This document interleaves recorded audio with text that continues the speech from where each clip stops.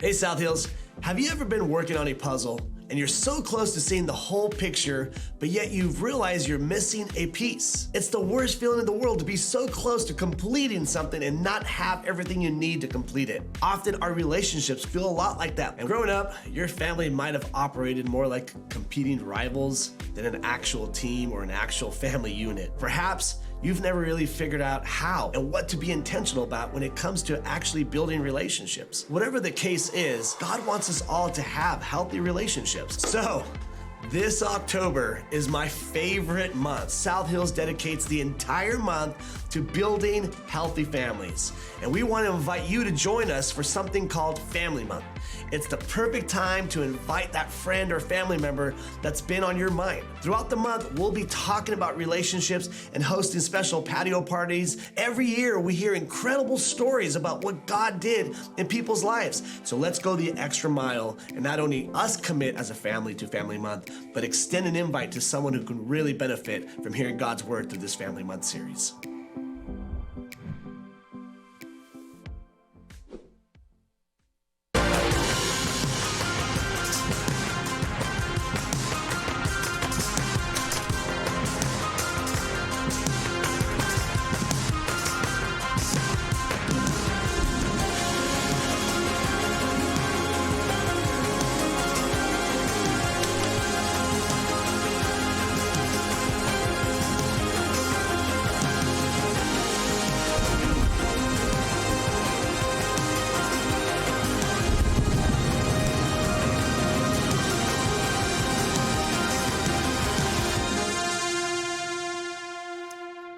Guys, so good to have you here with us today as we wrap up this series that we've been in for a little while that is called The Revolutionary, where we're talking about why Jesus and how Jesus changed human history for everybody. And before we dive into the message today, I just want to invite you once again to something we're doing after our second service today, which means for you to be a part of it. If you know how the clock works, right? It means you would probably go somewhere and come back.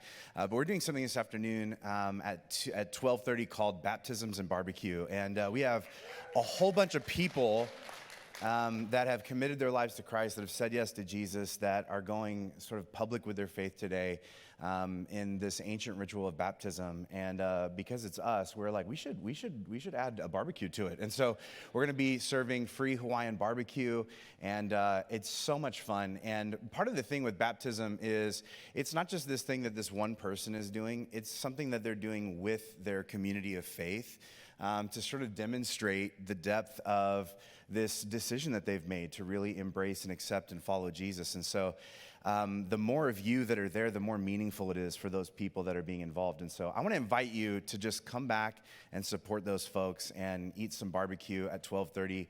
After this service, go grab some coffee, take your kids to a park, do whatever you want to do, and then come back and hang out with us and just cheer them on. And some of you actually may be in a place where you're like, man, I actually have said yes to Jesus, but I've never really taken that step of baptism. And I just want to throw it out there to you today. If that is you, and there's sort of this thing in your soul of like, I'm stalling, but it's something I need to do. And maybe today is your day. And if that's so, I would just encourage you after the service to stop by the Connect counter and talk to one of our folks there and see if maybe today is your day. And we've had people almost every time we've done this that have just like, man, I've been stalling. I feel like today is my day. And they decide to make it happen. And the water is warm and it's ready for you. And the barbecue's gonna be delicious. So I just wanted to plug that before we do anything else so that you could plan your day around if you wanna come back and join us. But today we're gonna finish this series that we've been in about talking about how Jesus and his way, his philosophy of life really revolutionized the way that we think about and do everything.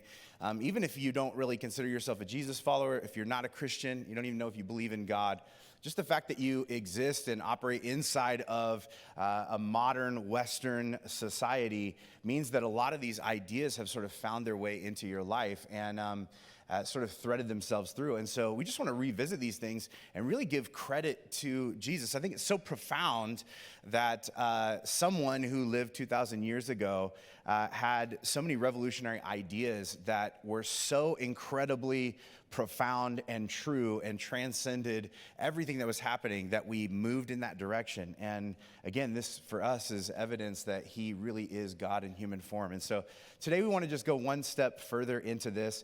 We've talked about so many different things that Jesus has revolutionized for us. We've talked about his revolution of truth. We've talked about his revolution of grace. Last week we talked about his revolution of good. And today I want to talk about a revolution of beauty. And the title of my message today, if you're taking notes, is It's Not Pretty. It's Not Pretty. You ever done something, like accomplished something or whatever, and people are like, how was it? And you're like, well, it wasn't pretty. It wasn't pretty.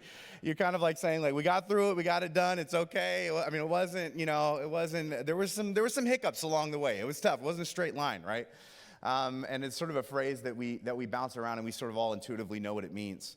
I have this really sort of fuzzy memory from when I was a kid, spending some time with my grandpa and my mom's dad, and it was a time where I went to stay with him for like a couple weeks stint, and it was just me and him. And one day, he was sorting through this box of old photos, and he was pointing them out, and he was sort of telling me stories about them. And he pulled out this one photo. It was a black and white photo of this like beautiful, slender woman, and she was in a wedding dress. And I'm looking at all these photos, and they don't look like anybody I know. And so I'm just like, who are these people? And he's like, this is your grandmother. And I was like, what? Because this is not what she looked like at the time, just FYI. She looked very different at the time than she did in this picture. And he looked at me, and he was looking at me, and he was looking at the photo, and he got kind of like dreamy and sentimental, which was very like unique for my grandpa. He didn't really do that much. And he was like, when I met your grandmother, she was the prettiest girl that I had ever seen. And I just couldn't comprehend that this could be so, right? You know, when you're a kid and you don't really quite understand how people change and how people evolve, and that this one person somehow turned into this other person. And although I love my grandma very much, she was a very, she was a plump woman, okay? Her signature outfit was a very blousy muumuu that she wore. Oftentimes for multiple days in a row without washing it. Like, she always had curlers in her hair for no reason. Maybe there was a reason, but she never took them out. So I don't know if that was the look, or if she was building towards something that she never got to, you know? And she had these giant glasses, and she was like wrinkly. She just looked very different. And I loved her, and she was amazing. She was probably my favorite person in the world, but I just couldn't comprehend that this woman that I knew was this woman in the photo. And so there was another photo of the two of them from the year before at Christmas, and it was like above their faux fireplace. And I remember looking at the black and white photo, and then looking at that photo, and looking back at the black and white photo, and just being like, I don't get it. I don't understand what's happening here. I don't get what is going on. And I remember asking my grandpa, I'm like, do you, you can only get away with this if you're a kid, by the way. I go, do you still think she's pretty? And he had this really interesting answer. He goes, I think now she is something more than pretty. To me, she's beautiful. And I was confused because I thought those were the same thing. And so I'm like, what is going on right here? And so I asked him, was she beautiful when you first met her? And he said, I'm not sure. I didn't know her well enough at the time to know. And even like now that I'm older, this would have been like over 30 years ago we had this conversation, and it always sort of stuck with me. It was the first time that I'd ever seen anyone sort of differentiate between these two concepts. And really what he was getting at, what he was trying to get at with me, is that there is a big difference between pretty and beauty. And I want to just sort of separate these ideas for you in case you've never thought about it this way before, never had the language for it. Pretty is superficial, okay? It sits on the surface. It's about symmetry and attraction and frail perfection. When you see something that's pretty, it's like you almost don't want to bother it or touch it. You know what I mean? You're just like, wow, it's perfect, right? You've seen, like, I've been served a pretty dessert before, and I'm like, I feel like it would be wrong to eat it. You know what I mean? Because it's just so pretty. Beauty is something different, though. Beauty is substantive, right? There's a depth to it. It's about grit and a sort of soul connection. It's about durable redemption. It's a different idea altogether. And, maybe you're looking at this and trying to figure out like which category different things fall in for you. And I would say that, beauty is one of these things that is really hard to define. But you also sort of know it when you see it. Right? When you see, like I remember seeing my kids when they were born and they took their first breath, and then I said something and they recognized my voice, and there was something in me that was like, this is beautiful. Like I knew that it was happening in front of me. When you see someone who doesn't have to forgive someone else, forgive them, and it's painful for them, and there's something in you that's like, wow, that's really beautiful. When you see like two old people that are in love and they're holding hands and they can barely walk, but they kind of like are still flirting, you know what I mean, with each other. And there's something about it that you're just like, wow, that is so beautiful. I remember I had two professors in college who, one was a psychology professor, the other was a theology professor. They had met at our Bible school years before they got married. They were well in their 70s at the time that they were my teacher. And I remember the first day of class during orientation, she said, my husband, who I love very much, his classroom's across the hall, and so every once in a while, if it looks like I get distracted, it's because I'm looking at the cute boy next door. And she's like, also, we have an open door policy. My husband and I do share an office, so I would just encourage you to knock because we are old, but we're not dead. And you don't want to see something you can't unsee. And this is my first week at Bible school, and I was like, I think I'm going to like this Bible college. I like these people. And there's something about the way she talked about him that was beautiful, right? We understood it instinctively. A moment of silent presence in tragedy or chaos feels beautiful to us. Watching someone sacrifice on behalf of a stranger, there's something beautiful about these moments. And all this means that it's possible for something to be beautiful but not pretty. It's also possible for something to be pretty and not beautiful.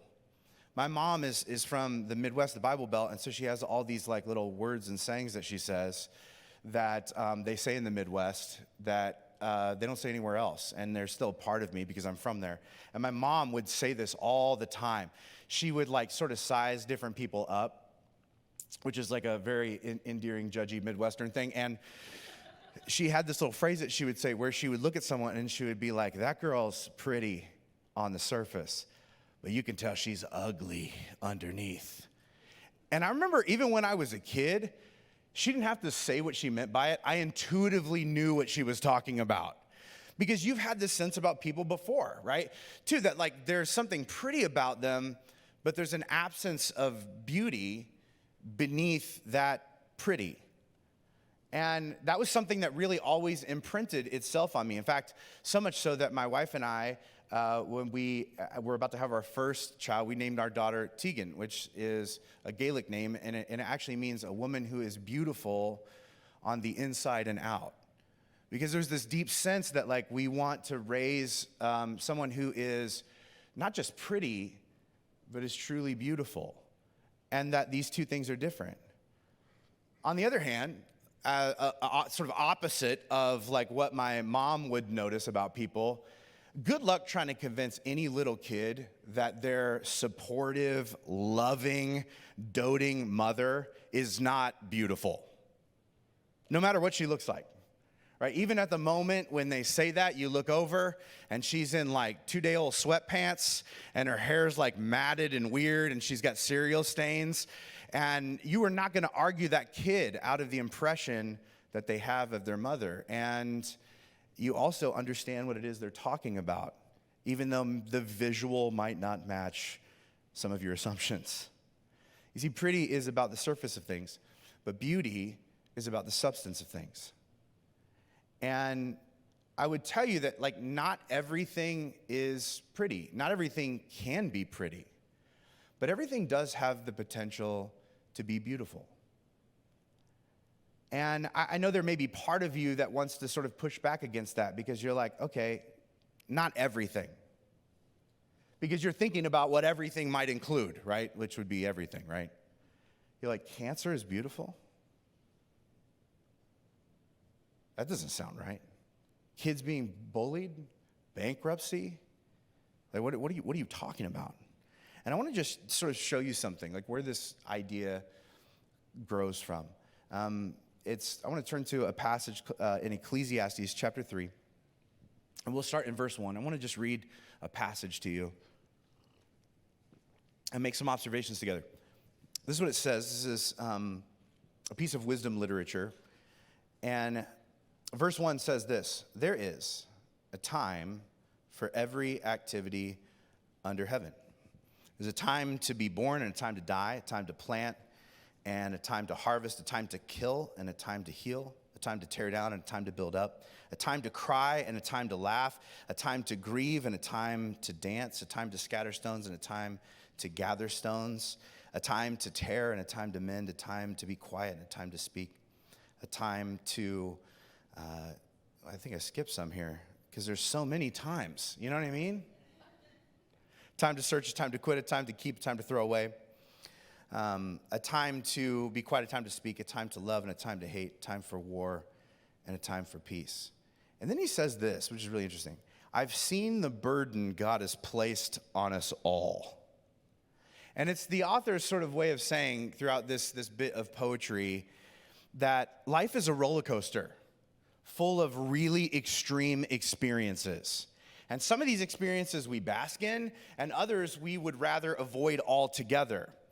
And what feels weighty or burdensome about us, because God, has the ability to do anything, create whatever he wants to, and this is the way he's set up life on earth to work, what feels weighty is we don't really get to pick and choose.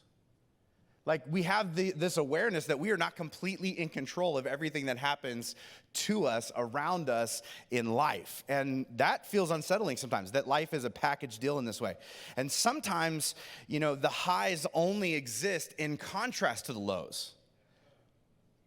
Right? And at other times we have this realization that maybe they exist even because of them. And then the author says the most surprising, maybe even, probably the most offensive line in the whole poetic passage. He says this, Ecclesiastes chapter 3, verse 11. Yet God has made everything beautiful for its own time. Now, this is an interesting verse that sounds awesome when you separate it from the ones that come before it, but this isn't how Scripture works, right? Everything is a part of a flow. It exists inside of a context. And what makes this frustrating is, like, there's an implication about what everything entails. It's the stuff in the list ahead of time. And some of it automatically feels like it could be beautiful, and others of it is like offensive to think that it could ever be beautiful. Right? Think of what is on this list. Death. Death can be beautiful. Back-breaking work is beautiful. Killing is beautiful. Something being torn down is beautiful. Crying is beautiful. Grief is beautiful. Your achievements that you've worked so hard on falling apart in front of you is beautiful. Being rejected is beautiful. Finally giving up on a dream is beautiful. Throwing something away is beautiful. Watching something be torn apart is beautiful.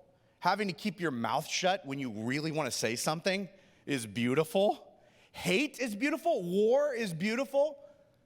When you put this sentence in context with everything that comes before it, it feels deeply offensive. And of course, the answer to all of these questions of like, this is beautiful, is like, no, of course not. Except maybe, right? Because part of your brain is like, well, I don't know, maybe. I mean, not now, but maybe later. Not entirely, but maybe partially. It's kind of confusing. And it's this author's way of sort of saying, like, beauty is surprising. It often catches us off guard. We uncover it in unexpected places under uncomfortable circumstances. This is often when beauty comes to light. And even when what just happened wasn't pretty, often something beautiful comes out of it. And this is the paradox that Solomon is wrestling with here. This passage sort of represents his existential crisis, that life is simultaneously burdensome and beautiful. And that's hard to swallow. That like one moment in your life can be filled with so much pain and the next moment be filled with so much joy. That we don't always know what to do with that. That some moments mysteriously consist of both things all at once. And it baffles us. How is that possible? You ever wish it wasn't that way? Like there's a lot of things in life where I recognize how it is, and then I'm like, I don't like that. I don't want it to be that way. Let's just pretend it's not. And we want to live in denial of reality because reality feels inconvenient or uncomfortable. And I wonder if you have ever been forced to face something that you never wanted, and you wondered to yourself, or maybe to everyone around you, or maybe out loud for the world on Facebook, like, why is this happening to me? And honestly, I don't care what good comes from it. I don't want it. And what Solomon is getting at here is, whether we like it or not, all of life is this story of the tension between tragedy and beauty. And it has always been that way. In fact, if you rewind scripture all the way back to the very beginning, Genesis chapter 1, verse 1. Some of you are like, oh, the literal, like beginning. Yeah, the verse that literally starts with, in the beginning. Says this, in the beginning, God created the heavens and the earth. Listen to this. Out of what state, okay?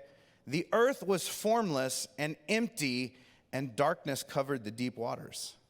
And the Spirit of God was hovering over the surface of the waters. And then God said, let there be light. And there was light. And God saw the light and said that it was good. I mean, when you listen to those words, like, the earth was formless and empty and dark. Deep waters is actually like a Hebrew metaphor for chaotic, uncertain, frightening, unknown. Like, when you put all those words together, it sounds like tragedy to me. But even in this dark state, God was there. And then in this story, right, he speaks and brings beauty to something that 2 seconds ago felt empty. And this is sort of the idea that this author is getting at, that when touched by God, the chaos of creation has the potential to be transformed into a paradise, which is a powerful idea. And then, of course, just a couple chapters later, when humans take hold of creation, the universe spirals back into chaos, right? Tragedy enters our story. And this is sort of like the tension that we live in, right? We know that there's a potential for beauty, and yet we live in a world that is permeated with tragedy. And because of this, we all have this embedded desire for our own Genesis 1 moment, where God engages the chaos of our story and transforms it into a thing of beauty. Like, even people who don't believe in God, even people who wouldn't call themselves Christians, they have this deep desire, this transcendent need to have something bigger than them collide with them and transform all the insanity they've experienced into something that means something, that's going somewhere, that can turn into something more than it is. And this is what God does. This is what he becomes known for. One Old Testament prophet talks about God in this way. He says this line, and it was in one of the songs that we sang today. It's from the prophet Isaiah in chapter 61, verse 3. He says, to those who mourn, God will give beauty for ashes, a joyous blessing instead of mourning, festive praise instead of despair. These are all good traits if you're on the receiving end of these things. And of course, the ultimate example of all of this, of tragedy being transformed miraculously into beauty, is the cross. Now, I don't know if you've thought about this before, because we see this everywhere, and it means something different to us now than it meant to people back then. Jesus transformed this symbol into something that it did not exist as before. This is a Roman torture device that people were put to death on if they wouldn't swear allegiance to a particular government. And Jesus, who was an innocent man, was publicly murdered on it. And it was really tragic, right? It was ugly. It was unjust. It was unfair. And yet, here's what's interesting. God didn't stop it from happening. He didn't step in and prevent the tragedy in the moment, which I think even in our minds is sometimes baffling. But then Jesus resurrects from the dead, and he declares that he took the punishment for everyone who's ever lived. And he takes this symbol of tragedy and he transforms it into one of beauty. Like no one in the first century would have saw the cross or a cross as something beautiful. But now we do. Like it would have been absurd if like someone from the first century were to somehow take a time machine to now. They would be like, you have little children wearing gold crosses around their neck? What? That's insane. You people are crazy. Because they wouldn't understand this revolutionary thing that Jesus did. And this is part of what made him a true revolutionary, is that Jesus insisted that beauty is revealed not in reaching perfection, but in repurposing pain. In fact, he offensively suggested that some people can actually see the coming beauty even in the midst of tragedy. That it's a spiritual gift, that you can sit in the midst of something that is horrible and actually begin to see below the surface of it to how God will use it for something that is good. And not everybody has this ability. Most people miss it, in fact. Jesus in Scripture, and all of Scripture, is presented as like the ultimate expression, the truest expression of beauty. And yet, listen to how he's described, like his actual, how he presented, right? Again, this is a prophecy. Isaiah chapter 53, verse 2 says this: there was nothing beautiful or majestic about his appearance, nothing to attract us to him. He was despised and rejected, a man of sorrows, acquainted with the deepest grief. We turns our backs on him and look the other way. Why? Because people looked at Jesus and thought, it's not pretty. It is not pretty. Interesting. And it brings up a really fascinating question for me. If true beauty was right in front of you, would you notice it? Or would you dismiss it because it's not quite perfect? Because I think this is our culture's tendency. In fact, I would even go a step deeper into this question. Is it possible that you're so preoccupied with the disappointing aspects of your story that you're unable to fully recognize or revel in the presence of true beauty? That you are in the middle of what you most need to witness to revitalize and wake up your soul and impassion you at your core, but you can't see it because you're so distracted by the tragedy that you cannot see the emerging beauty. We become blinded to beauty because we confuse it with pretty, because they're not the same. Pretty can catch your eye from across a crowded room, but you have to come in close and stay a while and dig into the deeper story to see beauty. Like, let me just draw some further distinctions. Pretty excites us, but beauty inspires us. Pretty is temporary, but beauty is transcendent and often lasts forever. Like, pretty fixates us, but beauty fulfills us. Pretty is based on a fantasy, but beauty is grounded in reality. There's a grittiness to it. Pretty satisfies surface wants, but beauty addresses deeper needs. Pretty is titillating, but beauty is transforming. It changes people who interact with it. And if you have trouble seeing the beauty beyond the chaos, welcome to the club. It is not easy. And the more chaos that surrounds you, the more difficult it is to see what is beautiful through it.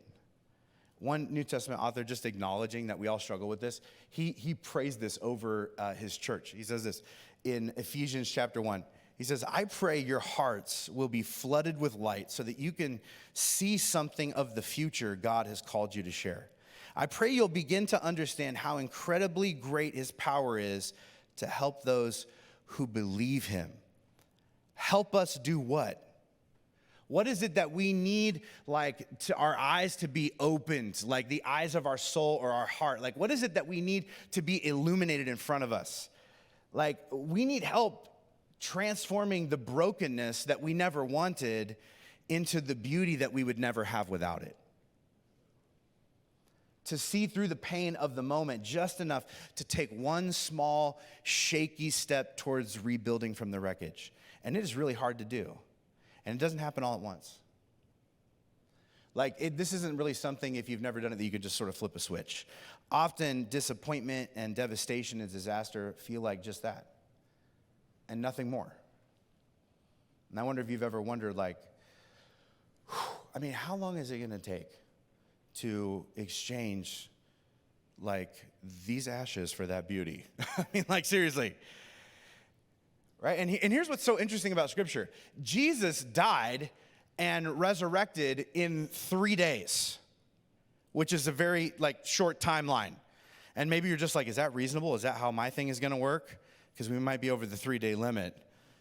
Solomon, the guy who sort of started us down this existential rabbit hole, this is what he says about the timeline. He goes on to say this at the last half of verse 11. God has made everything beautiful for its own time. He's planted eternity in the human heart. But even so, people can't see the whole scope of God's work from beginning to end. So when can you stop squinting to see the beauty in your current situation? Here's the real answer from Scripture. Somewhere between 3 days and all of eternity. Somewhere in that window, right? Some of you are I got the same exact window when I needed somebody to come out and attach my cable. You know what I mean? We'll be there. Are you around Thursday? We'll be there sometime, within the next 3 days or eternity. And you just waited at your house forever. And sometime it happened miraculously. And then your bitterness went away when you could finally watch whatever game you wanted to see. And I think isn't this what we hate? That God won't just give us a specific timeline. It's so annoying.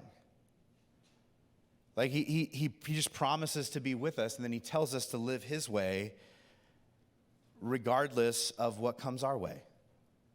And then he says if we do, that what's happening to and around us will become beautiful in the long run, which is really tough for those of us who think, short term, which a lot of us do. And I think this is why, people preoccupy themselves with pretty because they don't have the patience to pursue true beauty. And maybe, I get, we look at this in other people and we're ugh. Isn't this the most annoying thing? I think this is what is so deeply offensive to us when someone who has been married a long time has an affair with someone who is much younger. There's something about all of us that's just ugh. We get angry.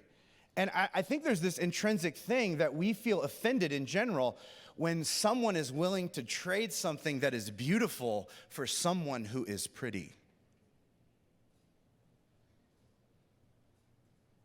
Because there's something in us that's wow, I think you're missing it. I think you're missing it. Here's the question I have for you. What if you really believed that God made everything beautiful in its own time, including that thing that happened to you that you never wanted to go through?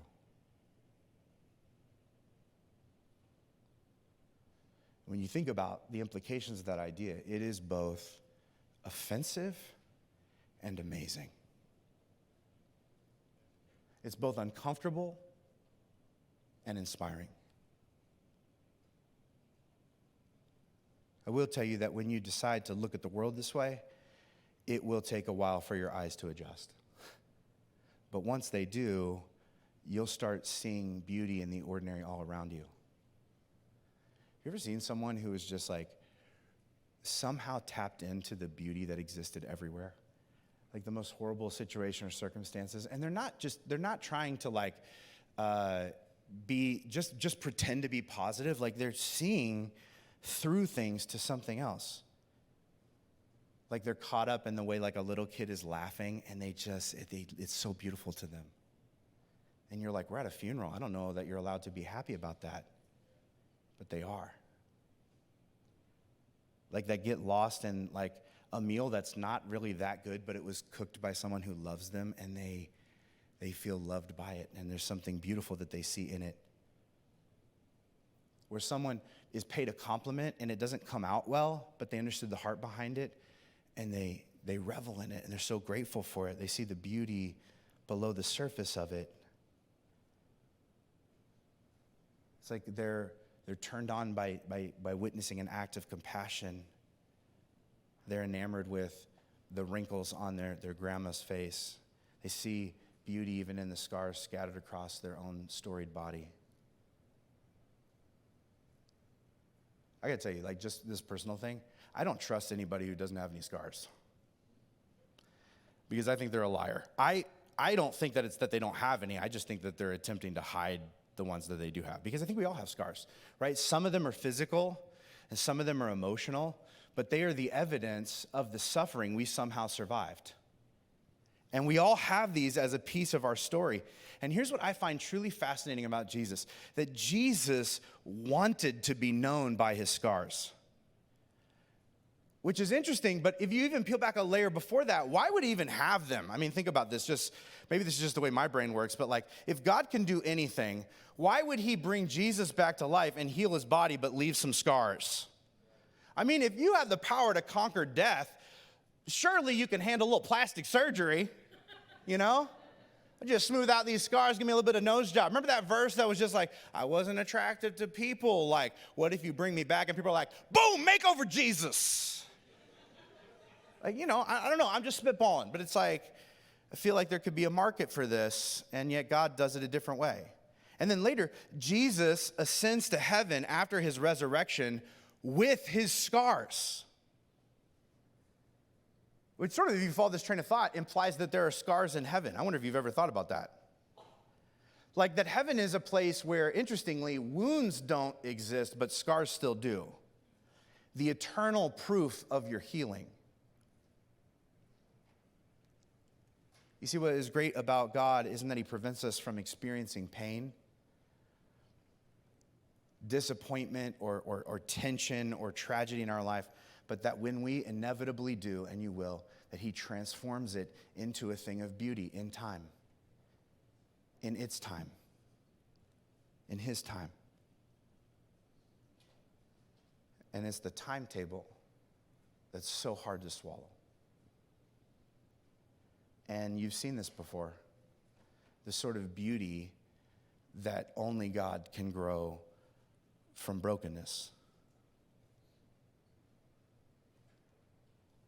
A foster kid who was abused and rejected, who grows up to adopt. An addict who gets clean and sober and devotes their life to helping other people recover. A survivor that willingly sacrifices themselves to help other victims heal. It's all beauty for ashes. Or if you want to use like the terminology from the Jesus story, it's all death and resurrection. It's just astounding to me that Christ, he made the cross beautiful. And this is the question that I want to pose to you today. I wonder what symbol of tragedy others might end up seeing differently because you trusted God through it and invited him to do something beautiful with it. In time. In its time. In his time. I wonder if you can already see the trajectory of this in your own life. Because here's what I would argue, that everything that you see that is deeply beautiful to you, at some point in its backstory came from a place of brokenness. A piece of my story, I never wanted to be a pastor. This isn't me announcing I'm quitting. That's not what I'm saying. I'm going into the backstory. And here's why I didn't. Because I'd been to church before, and it sucked. My dad was a pastor. My grandpa was a pastor. I'd seen it from the inside. I'd been around it. And this is my impression. Church is boring, and the people are mean. And they're especially mean to the people that run the church. I grew up with a sister with mental illness. We were kicked out of churches as the pastors because the congregants didn't know how to deal with that. The fact that that was a reality. There were times my dad started a bus ministry, started bringing in kids from the inner city, and we were asked to leave a church because they didn't want those kinds of kids around their kids. There are all sorts of things that I found wounding and hurtful and horrible. And also, I never understood what was going on. I never understood what the person that was talking about. I didn't understand how it applied to my real life. And there were some deeply hurtful things that happened to me. Even as I grew older, there was a youth pastor that I was serving with and was very connected to. And it was revealed that he had had an affair with a student and went to prison. And those of us that were volunteers were left to pick up the pieces. And after that experience, I left the church. This may sound weird to you, but like in my early 20s, there was a year and a half period where I did not go to church, didn't want to have anything to do with it. Still loved and believed in God, didn't want to have anything to do with church. And I had this moment in which I felt God was like speaking to me, not like audibly, but I had this deep impression that came from outside of me and wasn't the way I normally think. I had to only assign it to God. It was sort of this idea of like, you have been through experiences that have broken you because you have lived through a broken season or experience of church.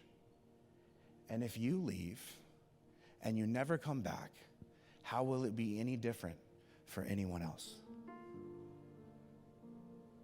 How are you going to fix something that's broken from the outside?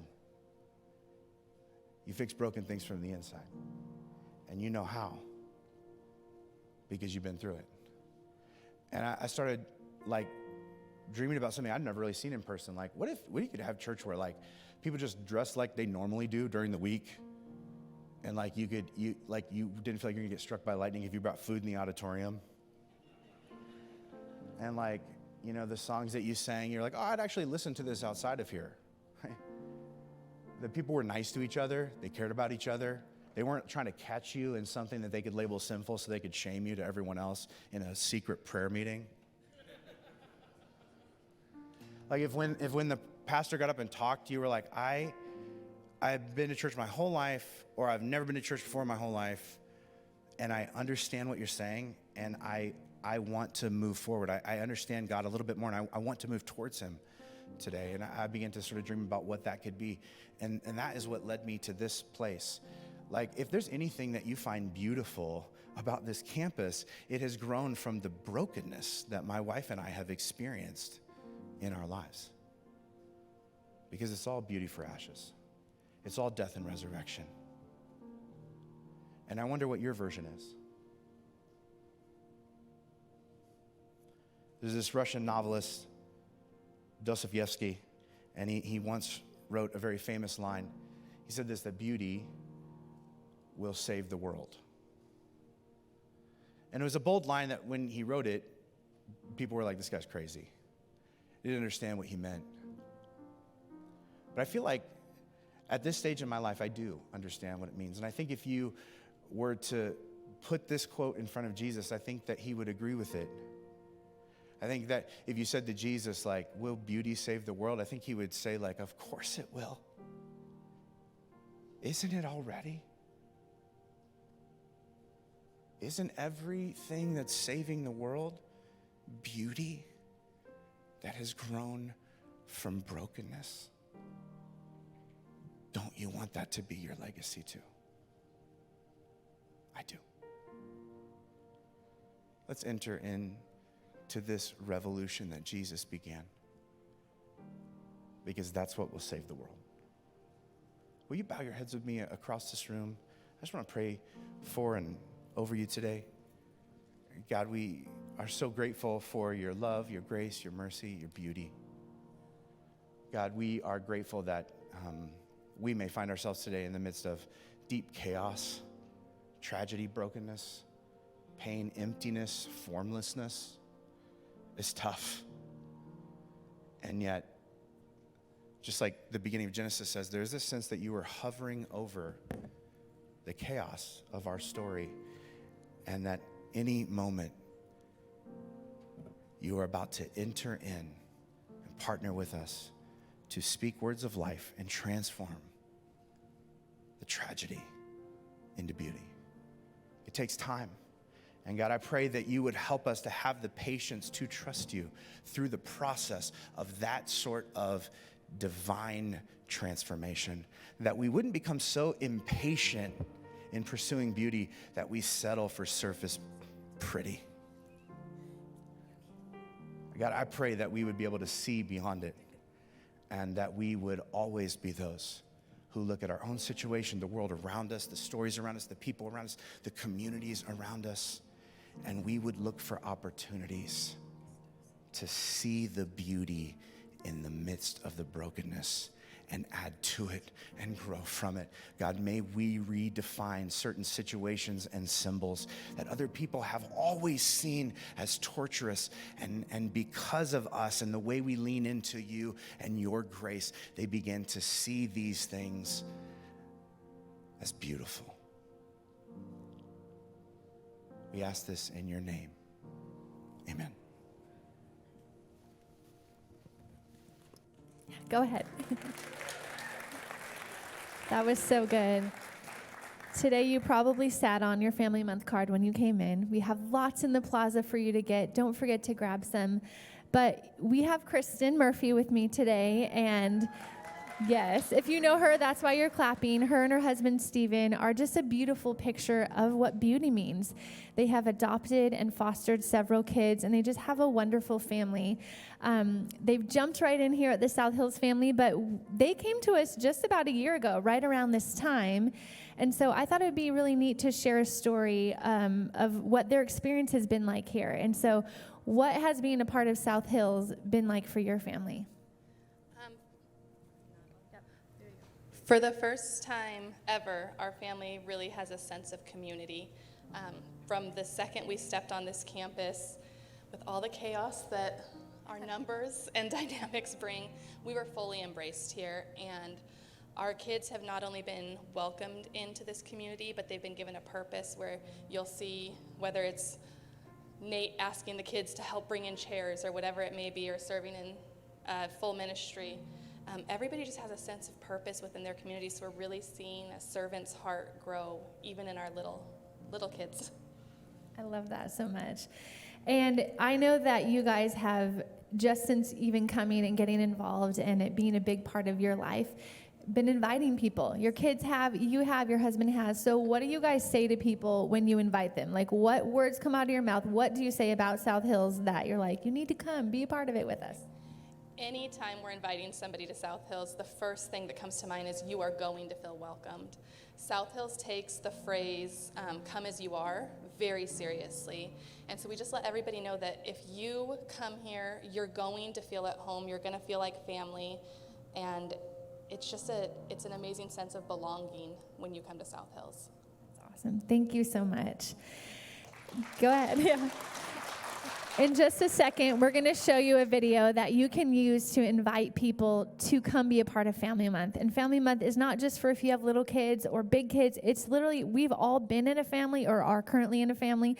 It's for all of us. We're going to talk about relationships. So as we show this video, I want you guys to take out your phones, go to Facebook or YouTube or Instagram, find it on there and share it. We've got over 20 shares just from it being out a little bit, and we want over 100 because we know that when people see it, they'll want to come and they'll experience the love of Christ when they come here. And so go ahead, pull out your phone as you're watching the video and share it. Thank you. Hi, my name is Adam, and this is my wife, Gretchen. And we are the pastors at South Hills Corona, and we wanted to invite you to come join us this October for something that we call Mom, hey, bud, what's your dinner? We're kind of in the middle of something. You just ate. But I'm hungry. Okay. I was always hungry. What were we talking about? Family Month. Family Month. Yes. We wanted to invite you to something called Family Month. 5 straight weeks on how to have healthy relationships with your family. Because we all have a family, right? Maybe you don't have a family of your own, but you have a mom, a dad, maybe you've got some siblings, maybe you've got a mixed family, maybe you get... Seriously? He literally had onions and carrots. What is he gonna make a soup in the other room? When you think of family, they're some of the most complicated relationships that we have. They are confusing and layered, and most of us, we want to navigate them well, but we don't always have the tools to be able to do that. Exactly. The thing. Mom, have you seen my glasses? Babe, you're supposed to be doing homework. Yeah, but I can't You're find my. wearing them. I knew that. And take a selfie. What are you doing? Stop. Just What were we doing? you said it reminded you of something. I don't know. Well, a lot of people say that they want to put family first, but sometimes family just feels like a series of interruptions to like the things you really want to do and get done in the life you want to live.